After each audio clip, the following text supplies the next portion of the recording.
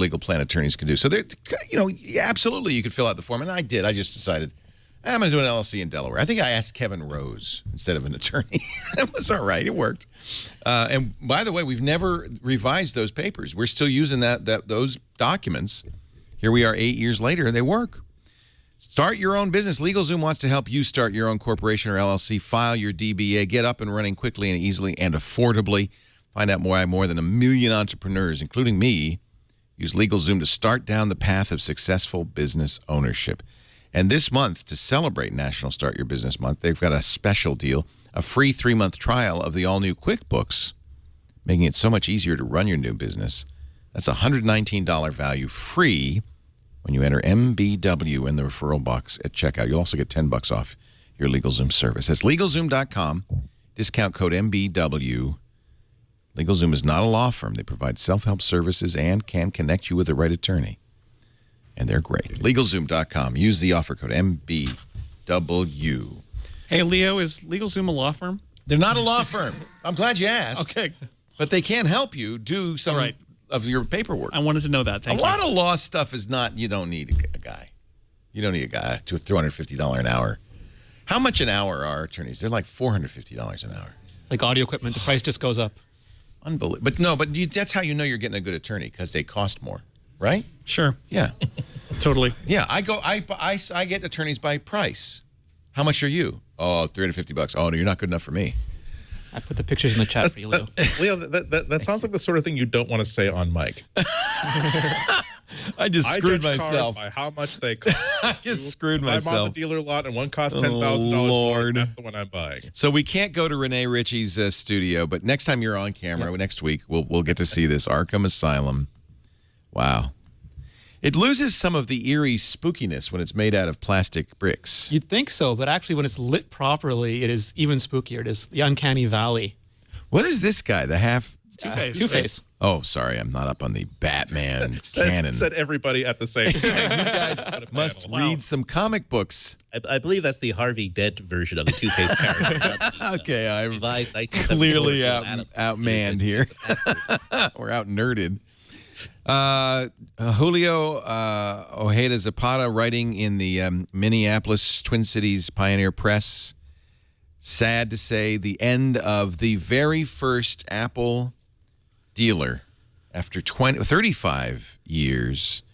FirstTech is shuttering its doors.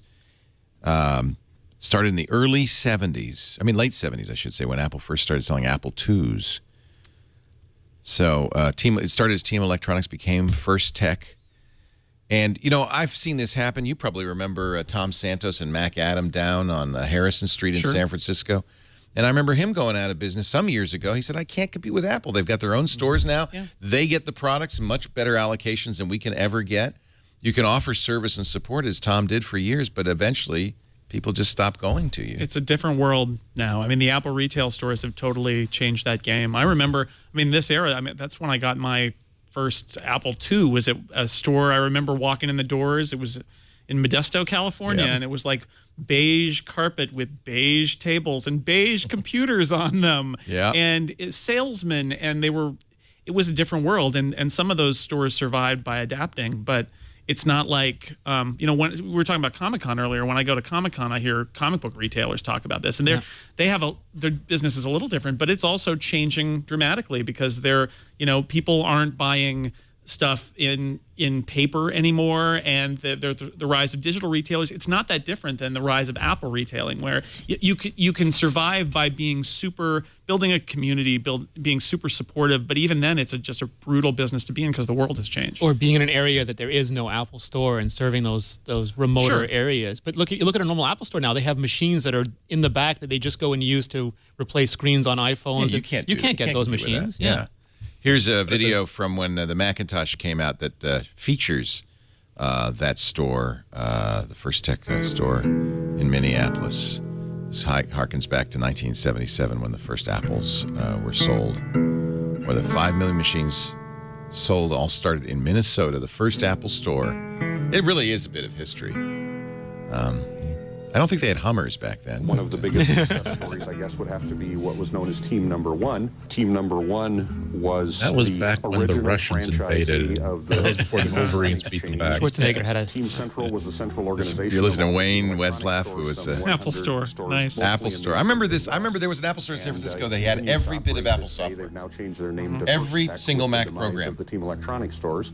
But to Didn't my last knowledge, long. that would make them the longest continuous. Oh, and you'd go in there to buy software, Apple reseller. Yeah, in the United and you States. talk to somebody, Yeah. and they, you know, and like That a was- comic that- book look store, at the you could, Lisa. you could talk to somebody who was mean and dismissive to you, or you could talk to somebody who was great and you wanted to come back and buy stuff from them. father's office. That's certainly Bell and Howell Apple II, very nice. Oh yeah. But that's part of the problem too. People who silent type thermal printer. Oh man, This is like for like 2 generations earlier. What looking at classic cars is what I get from looking at. yep. That's the silent type. I remember I printed out my first AppleSoft programs on it. anyway, And that he used is to race those in his youth. great article by Julio in the Pioneer Press, and you can see it online as well. And he sent us a link to that. I'm glad he did. Thank you, Julio, for writing that story. The other problem they're facing is that remember that like when stores like that were doing really, really well, it wasn't just getting that interaction from Apple. It was also the idea that most people coming in, that was their first time they had an opportunity to actually put their hands on a real home computer. And now you can, one of the things that makes it so easy to order online is that I know what computers are, I know how they work, I know what I want. I don't have to have someone walk me through, do I need a floppy drive or is the cassette tape going to be okay for me? So, and another late lamented website, MacFixIt.com, which is owned by CNET at this point, and CNET silently shut it down. An article from Ted Landau, who was the creator of MacFixIt way back, hard to believe, in 1996. It was a site I used all the time, a place to go to see what people were doing about bugs, whether this was a known bug. Yeah. He managed the site for 4 years, he said, sold it to Tech Tracker, which did the same thing for all computers. In 2000, he was editor to 2002. And I guess the last man standing, Topher Kessler, who has been the primary contributor to MacFixIt under CNET, has started a new site, Mac Issues. So same idea. We'll send people to MacIssues.com. But it's, yeah, I mean, I loved MacFixIt. I used it all the time. And it was the place I'd go. Somebody would call me on the radio show and say, hey, have you heard about this? And I said, let me check. Let's see. This is, I know this is kind of inside baseball, but CNET bought Tech Tracker because they wanted the version tracker. We think Mac users think about version tracker, but they wanted especially the Tech Tracker software database for download.com. And they wanted to integrate that data. They eliminated a competitor, but they also integrated all that updates data into their database, which was like strategic for them.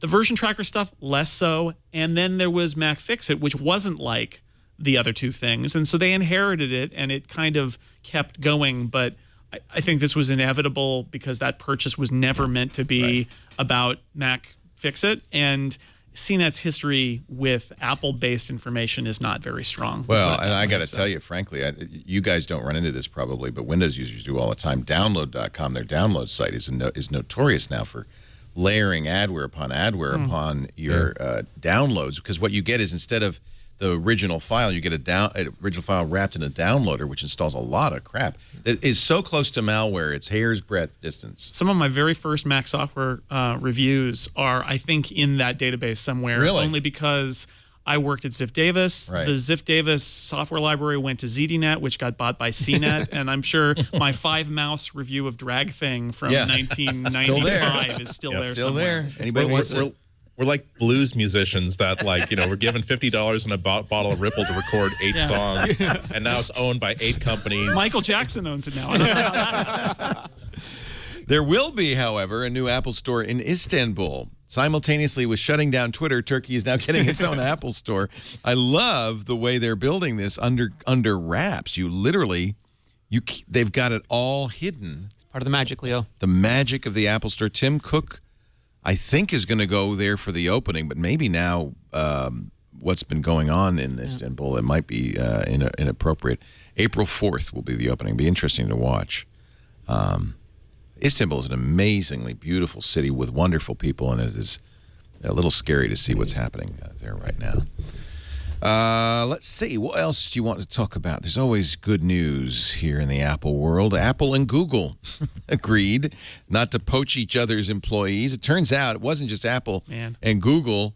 It was a dozen Silicon Valley companies. A vast Silicon Valley conspiracy. This one's real. Absolutely. This one's real. Yep. It is illegal. It is a form of trust. It's an antitrust violation to say, hey, look, if we said to Revision 3, we won't try to hire any of your people if you don't try to hire any of our people. The reason being those employees are disadvantaged because they can't, basically get competitive offers. Yep. Right. Either to get a better job or to get you to give them more money in order to keep them. And this is the case of, I would actually say well-off tech executives deciding that they want to protect the value of their company and they don't really care if their employees don't have a free market for their services. And it's not only is this the rare conspiracy that's totally real, but it's awful. It is just it is staggeringly terrible. And there are lots of people in technical fields in Silicon Valley who got shafted by this. It's really bad. It started as an agreement between Jobs and Google's Eric Schmidt. It expanded to include companies like Dell, IBM, eBay,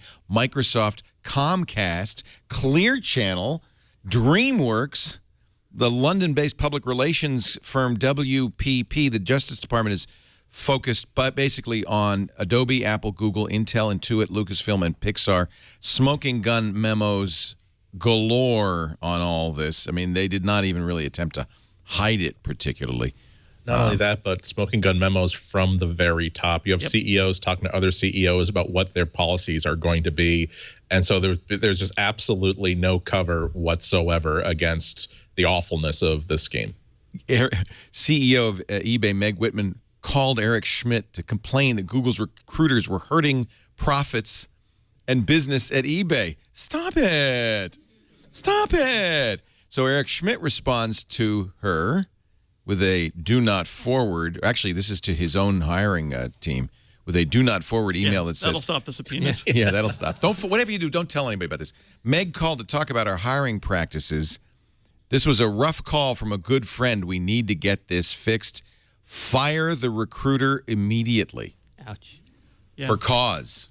And imagine you're a developer who's got an okay job, or maybe it's a bad job, and somebody at Apple discovers that you are really talented. They see something you did, or they have beer with you, or you're a friend of a friend, and like, oh, we need somebody with your skills, and it's a much better job, and you never are allowed to have it. Horrible. It's just ridiculous. Do you think that it's possible these people did not know how wrong and illegal this was? Well, I mean, Steve Jobs is a guy, we can say lots of good things about him, but he's also the guy who refused to drive with a license plate and just kept getting a new car every 6 months. So I think it's fair to say that Steve Jobs Rules maybe didn't really care about some of these rules because he thought that he was protecting his company and didn't really care that this was, a secret cabal that was preventing the freedom of the workers in the valley. With my engineers. He would definitely have taken this personally and saying, I'm defending my company against people who would attack it by taking away my key personnel. My cause is holy and righteous, and I will prosecute it until the last drop of my blood.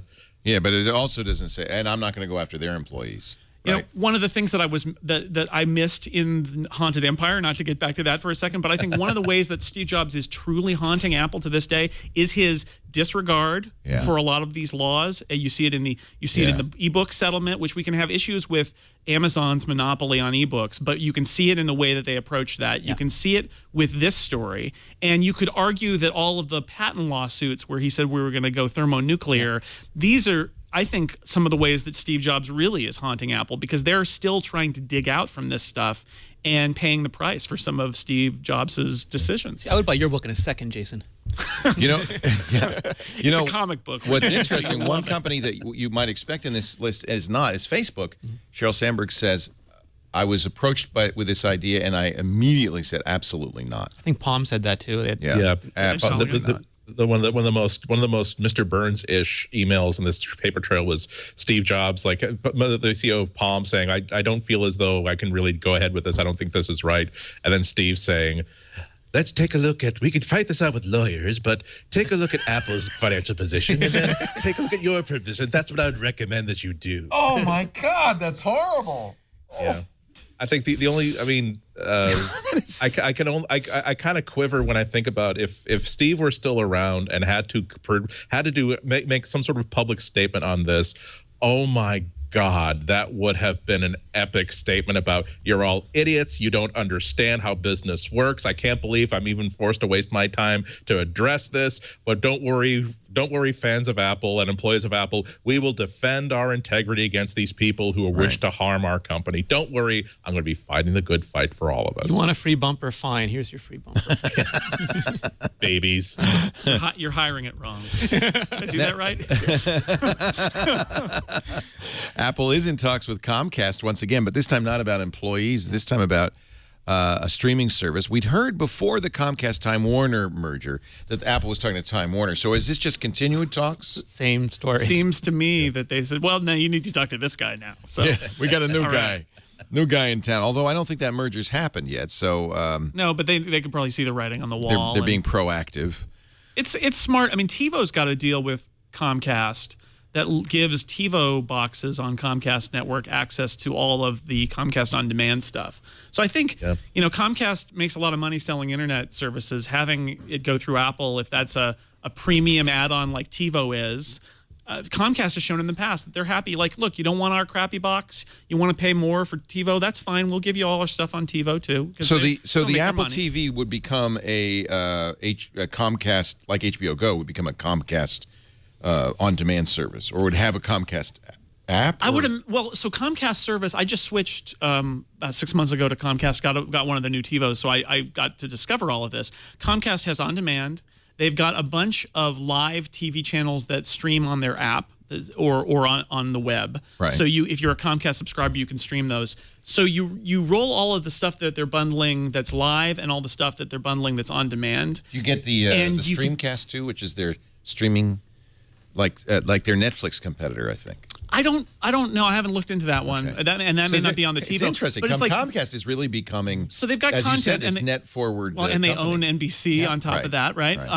So you could imagine bundling all of that Comcast stuff together for Comcast customers under an Apple TV channel, even of Comcast, and have access to all the on-demand and all of the streaming live channels that they've got. But can I get Channel 4? Can I get Channel 5? That would be the question. Because then I wouldn't need. I bet you could get Channel 11 because they own that. Yeah, but that's a big question. NBC I could get, but not. It would be an interesting idea, and it would be fascinating to me if Comcast said, we have such strength in internet that we're going to go over the top, which is what they call it when you take the cable box out of the equation, and say we're going to put every channel we can, live and recorded, on the internet for our subscribers. Yeah, you still have to have a cable account and a Comcast. But maybe you don't need a TV account anymore or something. I don't know.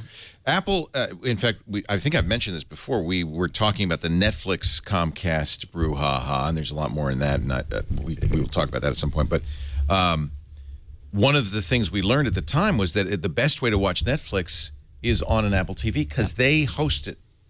They have their own CDN. Apple, of course, concerned about quality, says, you know what, we're not going to trust the public internet to bring you Netflix. We're going to do it ourselves. They've consistently had the best quality Netflix. So imagine if they do this with Comcast. Absolutely. But the thing is, there's a couple challenges with this. One is that no one really knows what's happening yet. There's some rumors that they're going to actually build the Comcast box and sell it. So you'd be able to get an Apple version of the Comcast box. Some are that it would be an app and it would go on your iOS device or on your Apple TV. Right. But there's questions about whether they have the rights to the programming. Can Comcast just give them the rights that they have, or do they need separate agreements?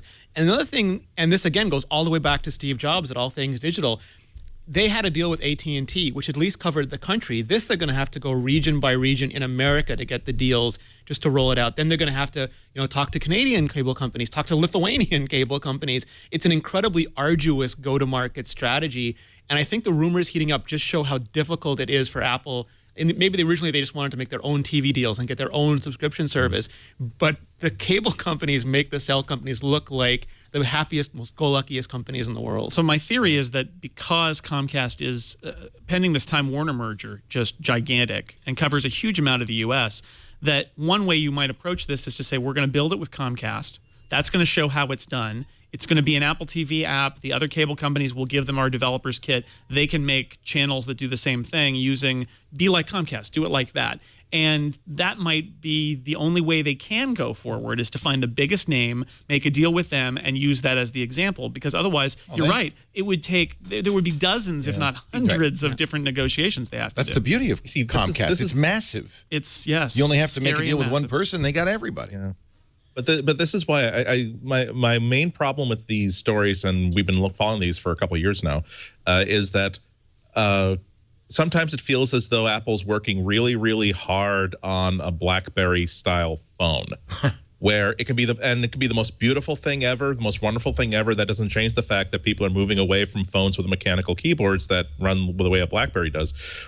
In my imagination, and I stress the word imagination, I imagine Apple saying that why do we want to encourage people to get all of their content from cable companies forever? If we're really going to invest in the next 5 or 10 years, let's create a way. If we're going to burn so many lawyers into mortal combat against each other to make these deals happen, let's make it easier for cable channels individually to produce content for Apple TV, and they'd still have to go through a sign-in through the cable company to prove that they've actually created that's what we've got now. that they have access to it. Well, but they could improve that too, and therefore then they don't have to make any deals with any cable company.